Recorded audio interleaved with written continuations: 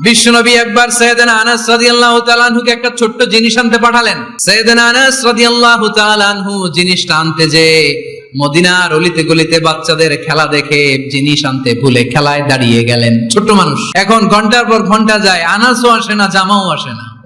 বিশ্বনবী ভাবলেন, হায় রে, আনাস মনে হয় ভুলে গিয়েছে, কি আর করা যায়, নিজের জামা নিজেই নিয়ে আসি। বিশ্বনবী বের হলেন জামা আনতে, বের হয়েই দেখে মদিনার গলিতে বাচ্চারা খেলতেছে, ওইদিকে আনাস রাদিয়াল্লাহু আনহু দাঁড়ানো।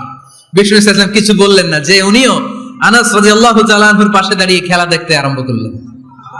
সুবহানাল্লাহ পড়বেন না? সাইয়েদনা আনাস খেলা দেখতে দেখতে দেখতে দেখতে দেখতে দেখতে হঠাৎ বিশ্বনবীর দিকে চোখ পড়ে গেছে। উনি বললেন, বিশ্বনবী আমারে ধমক দেন নাই, আমার গায়ে হাত তোলেন নাই, বিরক্তিও প্রকাশ করেন নাই। বিশ্বনবী শুধু একটা হাসি দিয়েছেন, স্মাইল। কি দিয়েছেন? একটা মুচকি হাসি দিয়েছেন। কি হাসি?